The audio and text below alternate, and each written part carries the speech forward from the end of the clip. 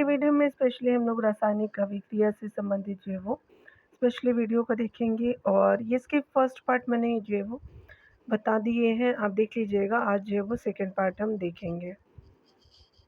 यहाँ पे 27 नंबर प्रश्नों से देखेंगे। नीचे दी गई जो है अभिक्रिया के संबंध में कौन सा कथन सही है। तो यहाँ पे देख सकते हैं, यहाँ पे कुछ जो है वो सूत्र दिए गए हैं। CaO और जो है वो H2O आपका हो जाएगा और CaOH का ब्रैकेट हो जाएगा आपका जो है 2 और आपका जो है वो प्लस उष्मा हो जाएगा। तो बताना है कि इसमें कौन से कथन सही है। तो पहला है कि बिना बुझे आपका चूने का प्रयोग जो है दीवारों की पुताई के लिए किया जाता है, तो ये आपका जो है सही नहीं है। अगला देख सकते हैं कि बुझे आपका जो चूने के घोल का प्रयोग दीवारों की जो है वो पुताई के लिए किया जाता है, तो वो स्पेशली बी राइट हो जाएगा। थर्ड देख सकते हैं कि दीवारों पर जो है वो दीवारों पर CaCO3 की पतली परत बनाने के लिए CaO आपका वायु में विद्यमान CO2 के साथ जो है मंद आपका गति से विक्रिया करता है, तो ये आपका सही नहीं है। फोर्थ कथन देख सकते हैं कि बुझा चूना जो है नाम से ज्ञात कैल्शियम हाइड्रोक्साइड एक जो है वह कार्बनिक यौगिक है, तो 4 आपका राइट हो जाएगा। तो यहाँ पे 2 और 4 बिल्कुल करेक्टली मैच हो जाएगा। तो यहाँ पे देख सकते हैं कि स्पेशली बी जो है वो राइट हो जाएगा। देख सकते हैं कि दीवारों की जो सफेदी के लिए आपका बुझे हुए चूने के घोल का उपयोग किया जाता है। कैल्शियम हाइड्रोक्साइड जो है हवा में कार्बन डाइऑक्साइड के साथ धीरे धीरे अभिक्रिया करके दीवारों पर जो है वो कैल्शियम कार्बोनेट की जो है वो कार्बोनेट की जो है वो पतली परत बनाता है। बुझा चूना कैल्शियम हाइड्रोक्साइड नाम से ज्ञात एक जो है कार्बनिक यौगिक है। अगले प्रश्न में देख सकते हैं Fe आपका 2O3 की जो है वो एल्युमिनियम के साथ अभिक्रिया निम्नलिखित में से कौन सा कथन सही है। तो यह जो है वो थर्माइट अभिक्रिया के रूप में आपका ज्ञात है, तो फर्स्ट आपका राइट हो जाएगा। और दूसरे कथन में है कि उत्पन्न जो ऊष्मा का प्रयोग आपका वेल्डिंग प्रयोजन के लिए किया जाता है, सेकंड भी राइट हो जाएगा। थर्ड है कि एल्युमिनियम धातु जो ऑक्सीकरण कर्मक के रूप में कार्य करती है, तो ये आपका सही नहीं है। फोर्थ देख सकते हैं कि अभिक्रिया की जो समाप्ति पर गलित आपका Fe और Ai जो है वो Al आपका बनते हैं, तो एल्युमिनियम बनते हैं, तो आपका सही नहीं है। आपका जो है फर्स्ट एंड सेकंड ही आपका राइट हो जाएगा, तो दैट इज जो है वो आपका एक कथन बिल्कुल राइट हो जाएगा। देख सकते हैं Fe आपका 2O3 की जो एल्युमिनियम के साथ अभिक्रिया थर्माइट जो है वो अभिक्रिया के रूप में जाना जाता है और इस अभिक्रिया के द्वारा जो आपका ऊष्मा उत्पन्न होता है उसका जो है वो उपयोग रेल पटरियों की बिल्डिंग प्रयोजन के लिए किया जाता है। इस प्रकार पहला और दूसरा सही है। प्रश्न में आप देख सकते हैं कि ज्वाला पर जो है वो लेड नाइट्रेट चूने के तापन के संबंध में निम्नलिखित में से कौन सही है। तो NO का जो भूरा धूम निकलता है, तो ये सही नहीं है डियर। अगला देख सकते हैं कि रंगहीन आपका O2 गैस बनाती, बिल्कुल सही है। यह ऑक्सीकरण अभिक्रिया का एक उदाहरण है, तो थर्ड भी राइट हो जाएगा। यहाँ पे देख लीजिएगा कि यह ऑक्सीकरण अभिक्रिया का उदाहरण है, तो ये सही नहीं है, ठीक है। आप फोर्थ देख सकते हैं कि यह NO2 गैस के उत्पादन के लिए प्रयुक्त जो ऊष्मा अपघटन का एक उदाहरण है, तो थर्मल जो है डिकम्पोजिशन बिल्कुल राइट है। तो 2 और 4 जो है वो आपका करेक्टली मैच हो जाएगा। तो यहाँ देख सकते हैं कि स्पेशली जो है वो डी राइट हो जाएगा। लेड नाइट्रेट जो क्रिस्टल स्पेशली गर्म करने पर थर्मल अपघटन प्रतिक्रिया से गुजरता है, जिससे आपको ऑक्सीजन जैसे रंगीन गैसीय और निश्चित जो है तापमान तक गर्म करने पर नाइट्रोजन डाइऑक्साइड NO2 आपका भूरे रंग की होती है, तो ये निकलती है, यानी नाइट्रोजन डाइऑक्साइड निकलता है। अर्थात यह जो NO2 आपका गैस के उत्पादन के लिए प्रयुक्त आपका ऊष्मा अपघटन का एक उदाहरण है। 2PbNO3 का जो है वो ब्रैकेट होल स्क्वायर हो जाएगा, यानी जो ब्रैकेट में 2 हो जाएगा। 2PbO और 4NO2 जो है वो आपका प्लस O2 हो जाएगा। अगले प्रश्न में देख सकते हैं कैल्शियम ऑक्साइड जल के साथ अभिक्रिया कर बुझा आपका जो चूना यानी स्लेक्ट जो है वो स्पेशली स्लेक्ट आपका स्लाइम जो है वो उत्पन्न करता है, यह किसका जो उदाहरण है। संयोजन अभिक्रिया का है, तो दैट इज जो है वो आपका ये राइट हो जाएगा। यहाँ देख सकते हैं कैल्शियम जो है वो ऑक्साइड जल के साथ अभिक्रिया करके जो है वो बुझा चूना यानी कैल्शियम आपका हाइड्रोक्साइड बनाता है। यह अभिक्रिया संयोजन अभिक्रिया का उदाहरण है। संयोजन अभिक्रिया में दो या आपका दो से अधिक तत्व या यौगिक मिलकर के एकक जो है वो एकल यौगिक बनाते हैं, यानी CaO और H2O आपका मिलकर के CaOH जो है वो 2 हो जाएगा। इसका ब्रैकेट OH का कर देंगे। आपका बुझा चूना यानी जो है वो सिलेक्ट स्पेशली लाइम हो जाएगा और कैल्शियम जो है वो ऑक्साइड आप देख सकते हैं। अगले प्रश्न में है कि एल्कीन का हाइड्रोजनीकरण किसकी जो उपस्थिति में किया जाता है, तो निकेल की जो वो उपस्थिति में करते हैं, तो डी आपका जो राइट हो जाएगा। देख सकते हैं एल्कीन का जो हाइड्रोजनीकरण निकेल की जो उपस्थिति में किया जाता है, या निकेल एक उत्प्रेरक की तरह कार्य करता है। एल्कीन के हाइड्रोजनीकरण में निकेल के अलावा प्लेटिनम और आपका प्लेडियम भी आपका उत्प्रेरक की तरह कार्य कर सकते हैं। अगले प्रश्न में देखेंगे निम्नलिखित में से किस और किन आपके यौगिक और यौगिकों में तापीय अपघटन होता है, तो सल्फर ऑक्साइड हो जाएंगे, तो स्पेशली जो है वो सी राइट हो जाएगा। देख सकते हैं किसी जो यौगिक को गर्म करने पर अपने जो अवयवों में आपका टूटने की क्रिया तापीय अपघटन आपका कहलाती है। दिए गए विकल्पों में सिल्वर ऑक्साइड का तापीय अपघटन होता है यानी 2Ag2 को जब गर्म करेंगे तो 4Ag प्लस O2 आ जाएगा। यहाँ पे अगले प्रश्न में देख सकते हैं कि स्पेशली जो यहाँ पे आप देख सकते हैं कि आपका उच्चतर तापमानों पर रासायनिक अभिक्रिया तीव्रता हो जाती है, बिल्कुल राइट है। कारण आ रहा है कि उच्चतर तापमानों पर आणविक जो है वो गति और द्रुत हो जाती है, तो कथन कारण दोनों सही है और व्याख्या भी सही है। यहाँ पे आप देख सकते हैं और आर दोनों सही है, एक की जो सही व्याख्या आर है। यहाँ देख सकते हैं उच्चतर जो है तापमानों पर रासायनिक अभिक्रिया की गति तीव्र हो जाती है, क्योंकि किसी जो वस्तु को गर्म करने पर उसके अणुओं की गति में आपका तीव्रता आती है। प्रत्येक जो है अणु अंतर आणविक बल से एक दूसरे से जुड़े रहते हैं और तापमान में वृद्धि करने पर इस जो है वो अंतर आणविक बल में आपका कमी आती है। किसी अणु के सापेक्ष जो है वो परमता पे आपका जो अणु की गतिज ऊर्जा के समानुपाती होता है।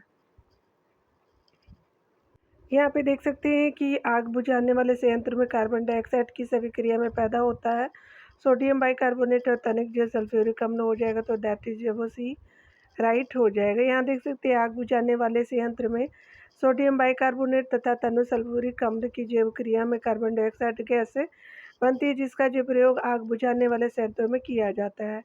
2NaHCO3 और H2SO4 हो जाएगा, Na2SO4 होगा और जो प्लस आपका 2H2O हो जाएगा प्लस 2CO2 हो जाएगा। चलिए अगला देखते हैं। प्रश्न में देख सकते हैं लोहे की जो कीले आपका नीले कॉपर सल्फेट विलय में डुबोई जाती है। कुछ समय के बाद आपका लोहे की कीले खुल जाती है और जो है वो नीला रंग विरंजित आपका होता है, तो दैट इज जो है वो ए बिल्कुल राइट हो जाएगा। देख सकते हैं कि जब आपका लोहे की कीलों को नीले कॉपर सल्फेट यानी CuO जो है वो SO4 के विलयन में डुबोया जाता है, जो तो आपका लोहे की कीले आपका घुल जाती है और विलयन का जो रंग नीले यानी CuSO4 से जो है वो हरा FeSO4 हो जाता है, यानी ये कॉपर सल्फेट का फार्मूला है। क्योंकि जब लोहे की कीले कॉपर सल्फेट के विलयन में डुबोई जाती है तो भूरे रंग की जो कॉपर की परत लोहे की सतह पर बन जाती है और विलयन का जो है रंग हरा हो जाता है। लोहा कॉपर से जो अधिक आपका क्रियाशील है, अतः विलयन आपका CuSO4 से आयरन यानी कॉपर को विस्थापित कर देता है और फिर सल्फेट यानी FeSO4 बनाता है। यहाँ देख सकते हैं FeS को जो है वो आपका CuSO4 का जो है वो स्पेशली नीला हो जाएगा और ये जो है चेंज होकर के रिएक्शन से जो है वो हरा हो जाएगा FeSO4। यहाँ पे जो है वो Cu देख सकते हैं, ठीक है। तो ये फार्मूला सूत्र याद रख लीजिएगा चीज़ों का। अगले प्रश्न में है कि जब दो आपका लवणों के जलीय आपका घोल मिश्रित किए जाते हैं तो उनके आयनों की विलयता के आधार पर ठोस अवक्षेप या जो स्वच्छ घोल के रूप में तीसरा लवण बन जाता है। यह लवण देखा गया है कि आपका Na और की NH4 की जो घनायन की सभी जो है वो लवण विलय है, यानी यहाँ पे देख सकते हैं ये फार्मूला है। सभी नाइट्रेट और बाइकार्बोनेट भी अब जो है वो विलय है।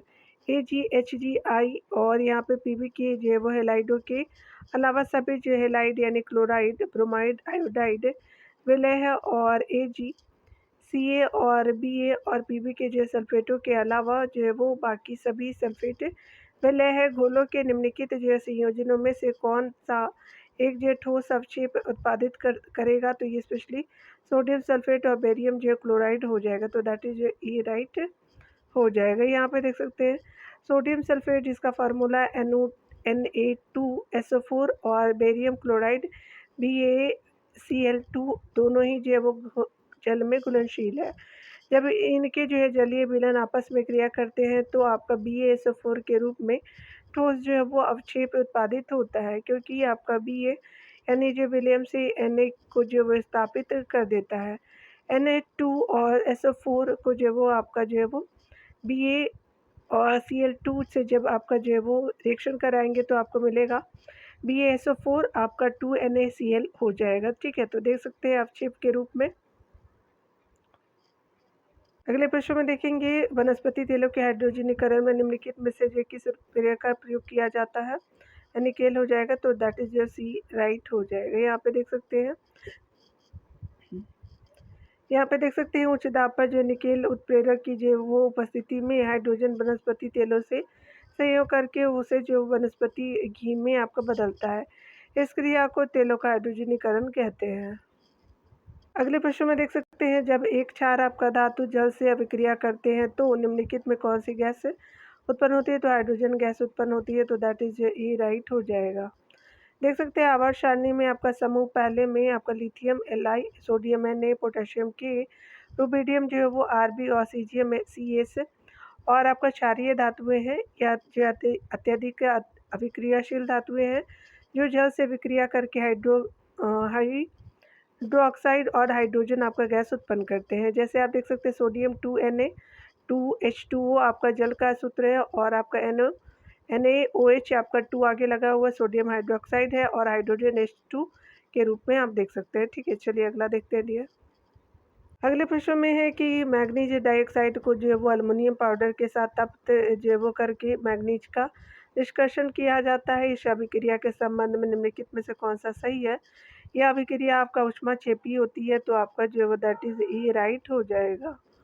यहाँ देख सकते हैं कि यह जो है वो मैग्नीज डाइऑक्साइड को अल्युमिनियम पाउडर के साथ तप्त करके मैग्नीज का निष्कर्षण किया जाता है, तो यह जो है वो अभिक्रिया ऊष्माक्षेपी होती है, क्योंकि इस जो अभिक्रिया में अधिक जो है मात्रा में ऊष्मा निकलती है। तो आपका MnO2 और यहाँ पे जो है वो 2Al जब रिएक्ट करेंगे तो Mn जो है वो प्लस Al2O3 हो जाएगा, प्लस आपका जो है वो ऊष्मा देख सकते हैं। इस अभिक्रिया में जो मैग्नीज तरल रूप में आपका उत्पादित होता है तथा मैग्नीज एल्युमिनियम की तुलना में कम जो है वो आपका अभिक्रियाशील है। देख सकते हैं कि चूने की जो है वो आपका पानी में CO2 गैस से आपको गुजरने पर किस जो रंग का अवक्षेप आपका जो प्राप्त होगा, तो फिर सफ़ेद रंग का होगा, तो सी राइट हो जाएगा। देख सकते हैं चूने के जो पानी में आपका CO2 गैस गुजरने पर सफ़ेद रंग का अवक्षेप प्राप्त होता है, जो कि कैल्शियम कार्बोनेट Ca जो वो CO3 होता है।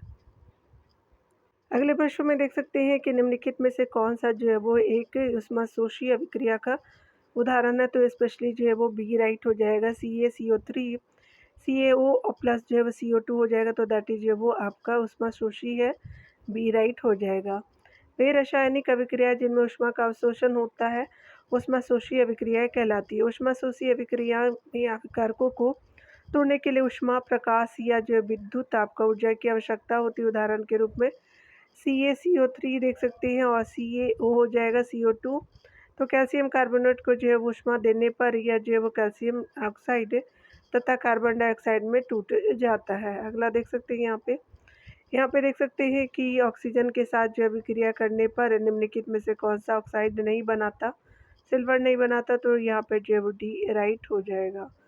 सिल्वर जो है वो आपका ऑक्सीजन के साथ बहुत आपका उच्च ताप पर भी अभिक्रिया नहीं करता है, अर्थात ऑक्साइड नहीं बनाता, जबकि जो है लेड, टीन, मैग्नीशियम जैसे आपका धातुएं क्रिया कर लेती हैं। यहाँ देख सकते हैं कि जब आपका वायु तांबा में आपका नमी युक्त कार्बन डाइऑक्साइड यानी CO2 के साथ विक्रिया करता है, तो वह जो है निम्नलिखित में से किस यौगिक का हरित लेपन यानी कोटिंग बनाता है। तो किप्रिक जो है ऑक्साइड कार्बोनेट का बनाएगा, तो दैट इज ई राइट हो जाएगा। देख सकते हैं तांबा जो है वह वायु की आर्द्र कार्बन डाइऑक्साइड के साथ अभिक्रिया करके तांबे की हाइड्रोक्साइड और कार्बोनेट का मिश्रण क्यूप्रिक कार्बोनेट बनाता है। 2CaCu प्लस आपका H2 प्लस CO2 और O2 हो जाएगा, CuOH2 और जो CuCO3 हो जाएगा। यहाँ देख सकते हैं कि निम्नलिखित में से कौन सा अभिक्रिया के परिणाम स्वरूप हाइड्रोजन गैस का भी मोचन नहीं होता, तो तनुक जो सल्फ्यूरिक अम्ल के घोल के साथ जस्ता धातु की विक्रिया तो बिल्कुल राइट है। अगला देखते हैं। अगला देख सकते हैं कि प्लास्टर ऑफ पेरिस में जल मिश्रित करने पर तो आपका जो बी राइट नहीं है, तो यहाँ पे बी राइट हो जाएगा। Zn आपका H2SO4 ZnSO4 प्लस H2 होगा, 2K जो है वो 2H2O और जो है वो 2KOH प्लस H2 हो जाएगा, Zn प्लस 2NaOH।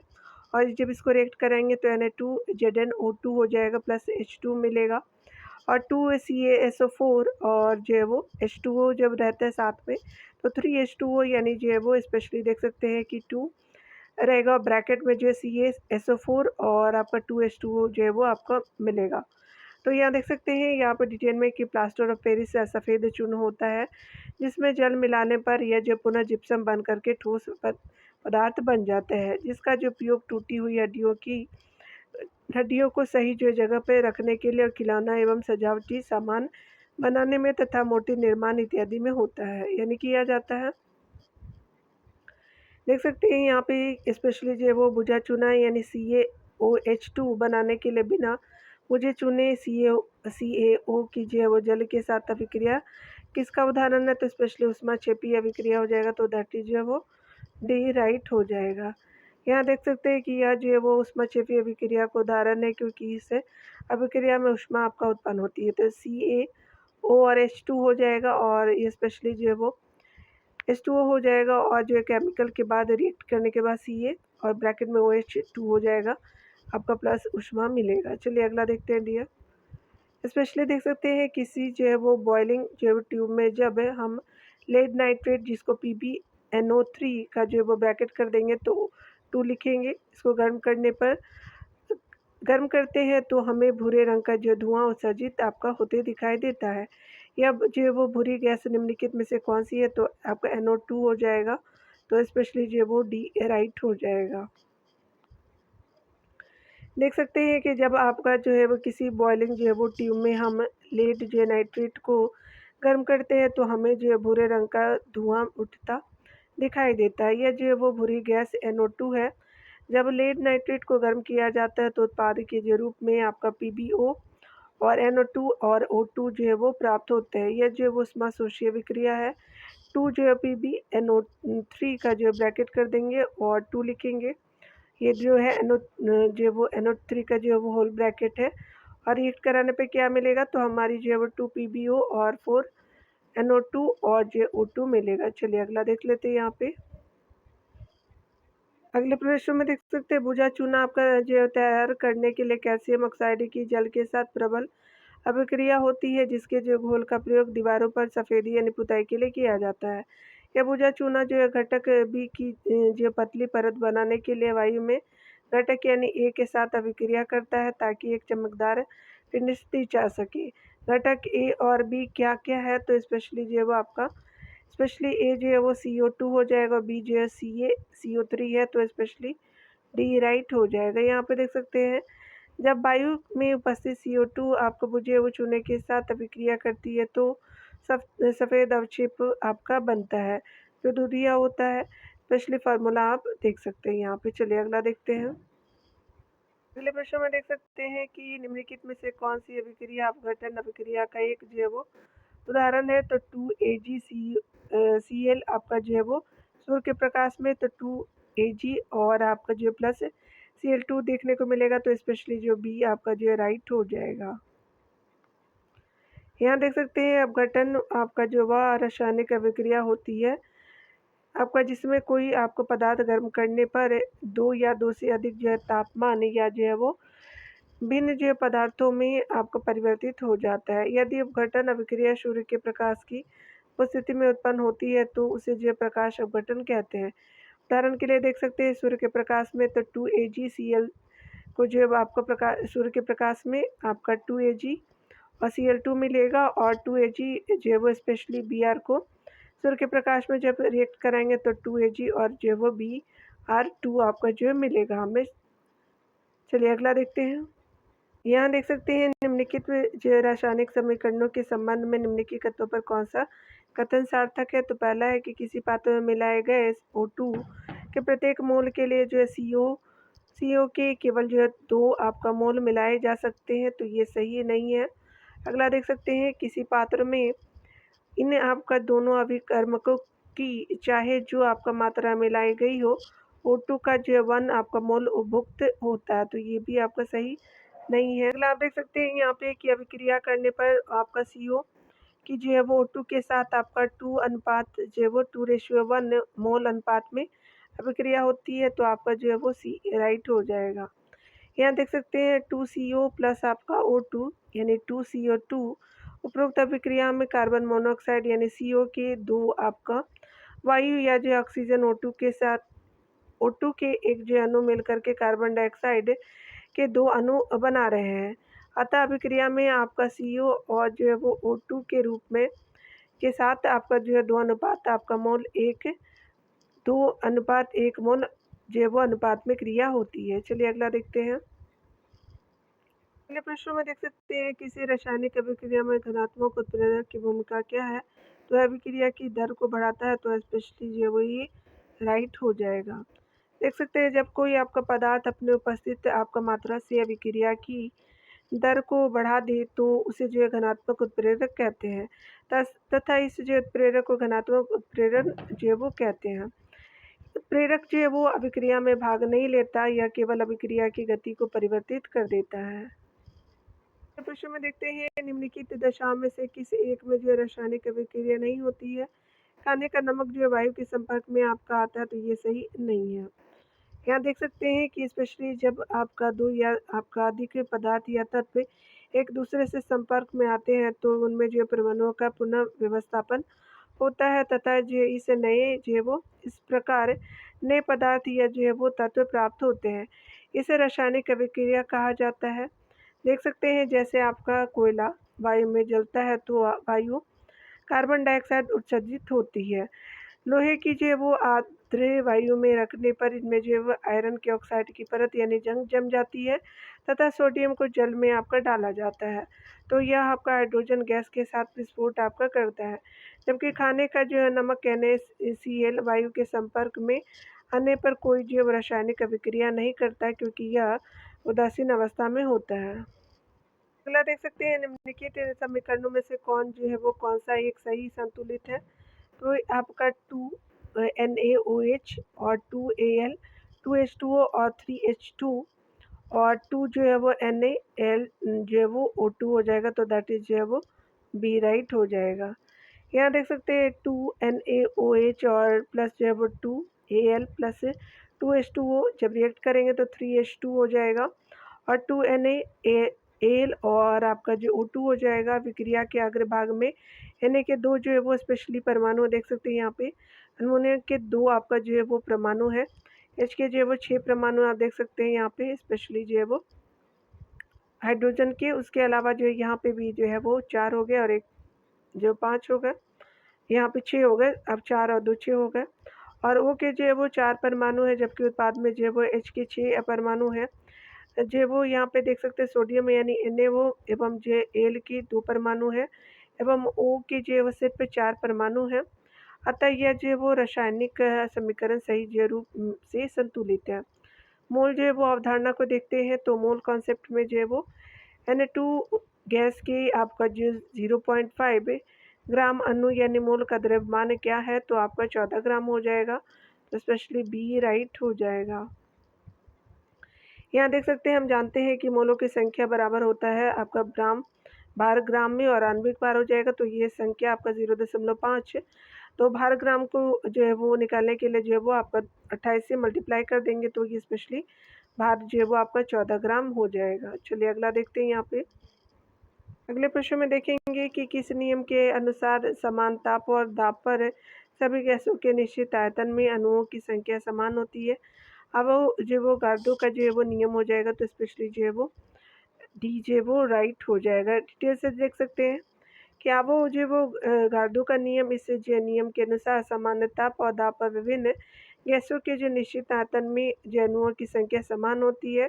किसी तत्व के एक जो ग्राम परमाणु यानी 1 मोल में उपस्थित परमाणु की संख्या यानी 0.0 जो वो 6.023 × 10⁻⁻⁴ 23 होती है, इसे जो एवोगाड्रो आपका संख्या भी कहते हैं।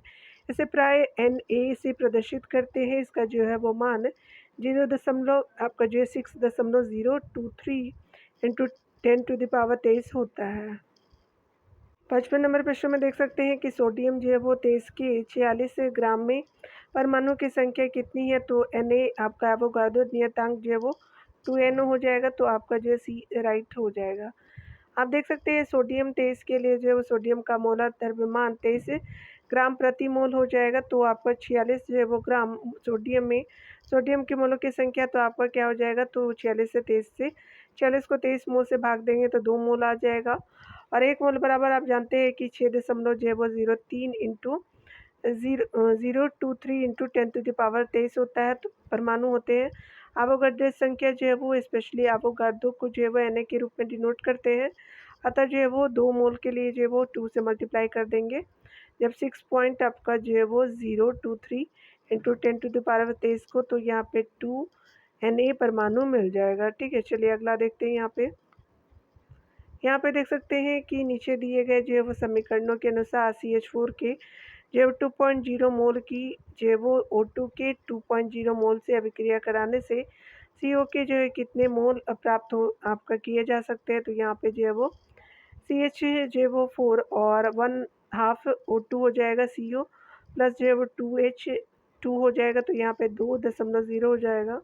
ये जो है वो राइट हो जाएगा। देख सकते हैं कि दिया गया समीकरण मीथेन का अल्प जो है हाइड्रोजन ऑक्सीजन यानी अल्प ऑक्सीजन का उपस्थिति में दहन है, जिसमें जो है वो कार्बन मोनोऑक्साइड एवं जो हाइड्रोजन गैस प्राप्त होती है, यानी 2 जो है वो CH4 जो है वो 2 को हाफ O2 से जब मल्टीप्लाई करेंगे तो 2CO प्लस आपका 2H2O हो जाएगा। यहाँ देख सकते हैं उपयुक्त जो है वो संतुलन समीकरण से तो 1 मोल CH4 1 जो मोल CO देता है, अतः जो है वो 2 मोल मीथेन 2 मोल CO आपका जो है वो उत्पन्न करेगा। प्रश्नानुसार O2 अधिक में उपस्थित है, अतः CH4 सीमांत जो है कर्मक की भांति आपका व्यवहार करेगा एवं उत्पाद की मात्रा जो है CH4 की मात्रा पर निर्भर करेगी। अगला आप यहाँ से देख सकते हैं कि बेंजीन के एक मोल को संतृप्त करने के लिए H2 के जो मोल की कितनी जो संख्या आवश्यक है, तो आपका जो वो 3 है, तो सी राइट हो जाएगा। देख सकते हैं बेंजीन यानी C6H6 एक अत्यंत जो अस्थायी यौगिक है, या जो हाइड्रोजन H2 के 3 मोल के साथ क्रिया करेगा और जो है वो साइक्लोहेक्सोन बनाएगा, यानी C6H6 प्लस जो है वो 3H2 हो जाएगा, और इसको जो है वो C6 और H12 आपका हो जाएगा। यहाँ पे आप देख सकते हैं कि 54 ग्राम एल्युमिनियम परमाणु भार 27 में विद्यमान एल्युमिनियम आयनों की संख्या क्या है, तो आपका 1.2 इंटू 10⁻ जो है वो आपका 24 हो जाएगा, तो दैट इज जो है वो डी राइट हो जाएगा। देख सकते हैं दिया गया है कि एल का परमाणु भार 27 है, एल का द्रव्यमान जो है वो 54 ग्राम है, तो आपका जो है एल के 1 मोल का द्रव्यमान 27 हो जाएगा ग्राम है, और तब जो है वो 54 ग्राम आपका जो है वो देख सकते हैं कि एल में मोलों की संख्या जो आपका जो है 27 से भाग दे देंगे 54 को, और यहाँ पे 1 मोल बराबर जो है वो जानते हैं कि 6.02 इंटू 10⁻23 आयन एवोगाड्रो संख्या में है, और 2 मोल बराबर जो है 2 से गुना कर दीजिएगा, 2 इंटू जो है 6.03 इंटू 10⁻23 आयन है, और 2 मोल बराबर जो है वो क्या हो जाएगा, तो स्पेशली जो है वो 1.2 इंटू 10⁻ आपको 24 आयन हो जाएगा। आपका देख सकते हैं यहाँ पे कि एक जो है वो मोल ग्लूकोज के पूर्ण दहन में प्रयुक्त ऑक्सीजन गैस के मोलों की संख्या कितनी है, तो स्पेशली 6 हो जाएगा, तो 6 आपका राइट हो जाएगा। रासायनिक जो है वो समीकरण से देखेंगे C6H12O6 आपका C जो है वो 6O2 और जो है वो 6CO2 प्लस जो है वो आपका 6H2O प्लस ऊर्जा है, यानी ग्लूकोज का ये फार्मूला देख सकते हैं। अतः एक जो मोल ग्लूकोज के दहन के लिए जो 6 मोल ऑक्सीजन की आवश्यकता होती है, जिसमें जो 6 मोल आपका CO2 एवं जो 6 मोल जल एवं शेष ऊर्जा उत्पन्न होती है। अगला आप देख सकते हैं कि 104 ग्राम जो हीलियम गैसों में He की जो मोलों की संख्या क्या होती है, तो 26 होती है, तो स्पेशली जो बी राइट हो जाएगा। यहाँ देख सकते हैं किसी पदार्थों के मोलों की संख्या जो है पदार्थ का ग्राम में भार मोलर द्रव्यमान से जब डिवाइड करेंगे, तो यहाँ पे 104 ग्राम में हीलियम के मोलों की संख्या जो आपका जो 104 को 4 से डिवाइड करके 26 मोल मिल जाएगा हमें।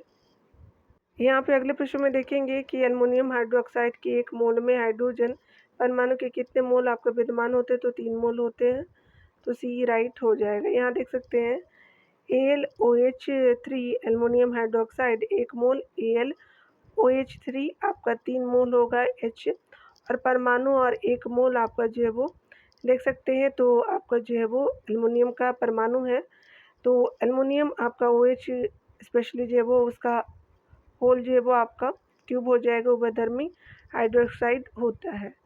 अगला यहाँ पे देख सकते हैं स्पेशली बताया जा रहा है कि निम्नलिखित में से जो है वो किस एक में अणुओं की संख्या भिन्न है, सभी को जो है सामान्य ताप और दाब पर रखा गया है, तो 2 ग्राम कार्बन में, तो दैट इज जो है वो डी राइट हो जाएगा। डिटेल से देख सकते हैं 3 जो है वो ग्राम हाइड्रोजन में 3 ग्राम H2 के मोलों की संख्या जो है वो 3/2 है, तो यहाँ डिवाइड करके 1.5 मोल मिल जाएगा।